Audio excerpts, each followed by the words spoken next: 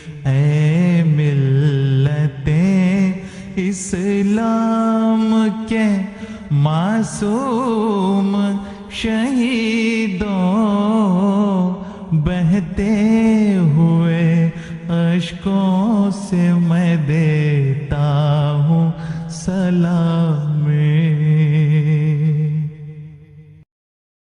بسم اللہ الرحمن الرحیم۔ السلام علیکم ورحمۃ اللہ وبرکاتہ۔ زبیر خان آپ کو اپنے چینل وائس آف ٹروتھ میں خوش آمدید کہتا ہے۔ آج ہفتہ کا روز ہے اور 14 جنوری ہے۔ آج کے پروگرام میں یہ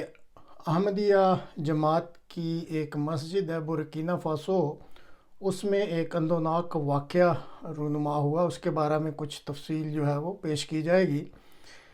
تو امید ہے آپ چینل کو سبسکرائب بھی کریں گے اور اپنے کمنٹس کو کمنٹ باکس میں ضرور ڈالیں گے۔ یہ جو برکینا فاسو ہے نا، یہ ایک لینڈ لاکڈ ملک ہے۔ لینڈ لاکڈ اس کو کہتے ہیں کہ جس ملک کا سمندر کے ساتھ کانٹیکٹ نہیں ہوتا اور وہ ہر طرف سے نا دوسرے ممالک سے گھرا ہوتا ہے۔ جیسے سمجھنے کے لیے افغانستان ہے ایک لینڈ لاکڈ سٹی، ایک کنٹری کہتے ہیں اس کو، اسی طرح برکینا فاسو بھی مغربی افریقہ کا ایک لینڈ لاک ملک ہے۔ یہ جو آپ نقشہ دیکھ رہے ہیں اس میں آپ دیکھ سکتے ہیں کہ 6 ممالک ہیں، جس میں مالی، نائجر، نائجیریا، بینن، گھانا اور آئیوری کوسٹ ہیں، جنہوں نے اس ملک کو ہر طرف سے گھیر رکھا ہے۔ اس کی آبادی جو ہے وہ 24 ملین کے لگ بھگ ہے، اور یہاں پہ جو سینسس یا مردم شماری 2019 میں ہوئی تھی اس کے مطابق 64% جو ہے اس کی آبادی وہ مسلمان ہے، اور ان کی اکثریت جو ہے وہ سنی عقیدہ سے تعلق رکھتی ہے۔ اس کے علاوہ شیعہ اور ایک تنجانیہ جو صوفی مسلک ہے، احمدیہ مسلک ہے، تو ان جو مسالک والے ہیں یہ بھی مسلمان جو ہیں وہ اس ملک میں بستے ہیں۔ 20% کہا جاتا ہے کہ کیتھولک عیسائی ہیں اور تقریباً 7% پروٹسٹنٹ ہیں، اور باقی جو ہیں وہ بعض عقائد ہیں جو مقامی لحاظ سے ان کے وہ پیروکار ہیں۔ اس ملک کو فرانس سے 11 دسمبر 1958 میں مکمل آزادی ملی تھی۔ جہاں تک اس ملک میں امن و امان کا تعلق ہے تو یہ ملک مشہور ہے حکومتوں کا تختہ الٹ میں مطلب یہاں کچھ عرصہ گزرتا ہے کہ حکومت کا تختہ الٹ دیا جاتا ہے، اور جو تازہ ترین کاوش ہوئی تھی وہ پچھلے سال ستمبر میں ایک فوج کے کپتان صاحب ہیں، تو انہوں نے صدر کا تختہ الٹ دیا تھا، اور مزیداری کی بات یہ ہے کہ ابھی تک وہ حکومت میں براجمان ہے۔ اس ملک میں جو ہے وہ مذہبی جو بنیادوں پر ہے وہ دہشت گردی عروج پر ہے۔ القاعدہ اسلامک مغرب، جماعت نصرت الاسلام والمومنین یہ کہتے ہیں اپنے آپ کو، اور بوکو حرم، یہ بڑی بڑی جو ہیں وہ مذہب کے نام پر دہشت گرد تنظیمیں بنی ہوئی ہیں، اور یہ ایک دوسرے پر حملے کرتے رہتے ہیں۔ اسی طرح کچھ سرکاری تنظیمیں بھی ہیں اور کچھ غیر سرکاری تنظیمیں بھی ہیں، جنہوں نے اپنے ملیٹنٹ گروپ بنائے ہوئے ہیں، وہ ایک دوسرے کے خلاف وہ برسر پیکار رہتے ہیں۔ جہاں تک یہ بڑی دہشت گرد تنظیمیں جیسے القاعدہ الاسلامی مغرب ہے یا نصرت الاسلام وغیرہ یا بوکو حرم، تو انہوں نے جو اپنے ہیڈ کوارٹرز ہیں وہ مالی، جو ایک برکینا فاسو کا ہمسایہ ملک ہے، اور اسی طرح نائجیریا، وہاں پہ قائم کر رکھے ہیں، اور یہ دہشت گرد پر اپنی کارروائی کر کے ان ممالک کی طرف واپس چلے جاتے ہیں۔ اب برکینا فاسو میں احمدیہ مسجد جہاں پہ یہ دہشت گردی کا واقعہ ہوا ہے، وہ احمدیہ ماڈل ولیج، یہ ایک علاقہ ہے جس میں یہ مسجد ہے، اور یہ علاقہ جو ہے وہ ایک شہر ہے ڈوری،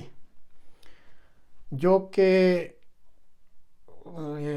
برکینا فاسو کا ایک علاقہ ہے نائجر کی طرف جاتے ہوئے، تو وہاں سے 45 کلومیٹر کی فاصلے پر یہ جو ماڈل ولیج ہے واقع، اور اس مسجد میں یہ واقعہ ہوا ہے۔ اور سن 2000 میں اس جگہ پہ جماعت احمدیہ کا جو ہے وہ قیام عمل میں لایا گیا تھا،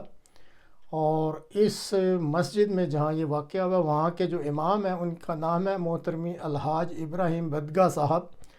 یہ احمدیت قبول کرنے سے پہلے وہابی عقائد رکھتے تھے، اور بڑی گہری تحقیق اور تفتیش کے بعد اور کنونس ہونے کے بعد انہوں نے جو ہے وہ احمدیہ جماعت میں شمولیت اختیار کی تھی۔ اس وقت اس ماڈل ولیج میں جس کا نام مہدی آباد ہے تقریباً 400 احمدی گھرانے ہیں، اور احمدیہ جماعت کے ہی ایک مبلغ ہیں جن کا نام ہے ناصر احمد سندھو صاحب، اور ان کو اس علاقہ میں تقریباً 10 سال یہ احمدیہ جماعت میں خدمت کی سعادت ملی ہے۔ تو ان کے ایک بیان کے مطابق یہاں پہ جو اس وقت ماڈل ولیج میں جو احمدیہ ماڈل ولیج مہدی آباد ہے، اس میں جو یہ گھرانے آباد ہیں ان میں سے اکثریت جو ہے وہ ایک قبیلہ ہے جو تماشک قبیلہ کہلاتا ہے، اور یہ جو قبیلہ ہے یہ طارق بن زیاد، اگر آپ اسلامک ہسٹری سے واقفیت رکھتے ہوں تو جبرالٹر پر جنہوں نے حملہ کر کے اور اسپین کی طرف پیش قدمی کی تھی، تو وہ طارق بن زیاد وہ بربر قبیلے سے تعلق رکھتے تھے۔ تو یہ جو احمدیہ جماعت کے مبلغ ناصر سندھو صاحب ہیں، ان کے مطابق جو ماڈل ولیج مہدی آباد میں احمدیہ ان کی اکثریت بھی جو ہے یہ طارق بن زیاد کے بربر قبیلہ کی ہی ایک شاخ ہے، تماشک قبیلہ، تو یہ اس سے تعلق رکھتے ہیں، اور جو جرأت اور بہادری ہے وہ جیسے بربر قبیلہ میں بھری ہوتی ہے، ان کے خون کا جزو ہوتی ہے، اسی طریقے سے یہ جو لوگ ہیں یہ بھی بہادری کے لحاظ سے بالکل ویسے ہی جیسے بربر قبیلہ کے لوگ تھے۔ اب یہ جو ماڈل ولیج بنایا گیا تھا اس میں جماعت احمدیہ کی طرف سے پانی، بجلی اور سلائی کے اسکول کی بھی سہولتیں مہیا کی گئی تھیں۔ 11 جنوری کو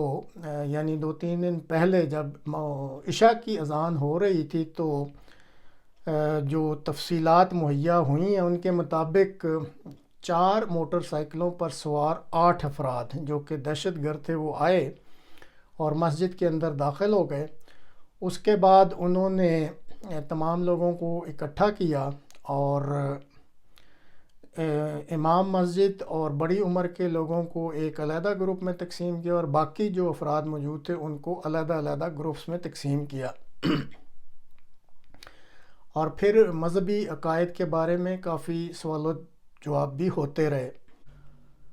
سوال و جواب کرنے کے بعد یہ جو دہشت گرد تھے انہوں نے پھر امام مسجد جو تھے ابراہیم صاحب ان سے کہا کہ آپ لوگوں کے عقائد درست نہیں ہیں، اس لیے آپ احمدیہ عقائد سے تائب ہونے کا اعلان کریں ورنہ آپ کا سر قلم کر دیا جائے گا۔ تو امام مسجد چونکہ خود تحقیق کر کے احمدی ہوئے تھے، ویسے بھی نڈر اور بہادر تھے، انہوں نے کہا نہیں، میں کسی قسم کے تائب ہونے کا اعلان نہیں کر سکتا، میں ان عقائد کو درست سمجھتا ہوں اور میں اسی پر قائم ہوں۔ پھر ایک اخبار ہے واشنگٹن کا ڈیفنس پوسٹ، اس میں جو تھوڑی بہت تفصیلات ملی ہیں اس کے مطابق ایک عینی شاہد جس نے اگلے دن تدفین میں بھی حصہ لیا تھا، اس کو عینی شاہد کو اس اخبار نے کوٹ کیا ہے، اور اس عینی شاہد کے مطابق یہ جو دہشت گرد تھے انہوں نے امام مسجد کو نیچے گرا کر سر قلم کرنے کی کوشش کی، تو امام مسجد ہے انہوں نے پھر جدوجہد کی اور کھڑے ہو گئے اور کہا کہ دیکھو اگر تم نے مجھے مارنا ہے تو پھر یہاں سامنے سینے میں گولی مارو، میں نیچے گر کے نہیں مرنا چاہتا۔ تو ان کے سامنے وہ کھڑے ہو گئے، تو پھر انہوں نے طیش میں آ کر ان کو سر میں گولیاں ماری اور شہید کر دیا۔ اس کے بعد انہوں نے باقی جو بڑی عمر کا گروپ بنایا تھا اس میں 8 افراد اور تھے، ان کو باری باری بلایا اور ان سب سے یہ کہا کہ آپ احمدیہ عقائد کو چھوڑیں تو تب آپ کی جان بخشی کی جائے گی ورنہ ہم آپ کو مار دیں گے۔ تو تمام نے بڑے ہی واشگاف الفاظ میں دل کی گہرائیوں سے یہ کہا کہ جی آپ مار سکتے ہیں ہمیں، لیکن چونکہ ہم نے احمدیت کو ایک حقیقی اسلام کے طور پر قبول کیا اور یہ ایک سچا عقیدہ ہے اس لیے ہم اس کو نہیں چھوڑتے۔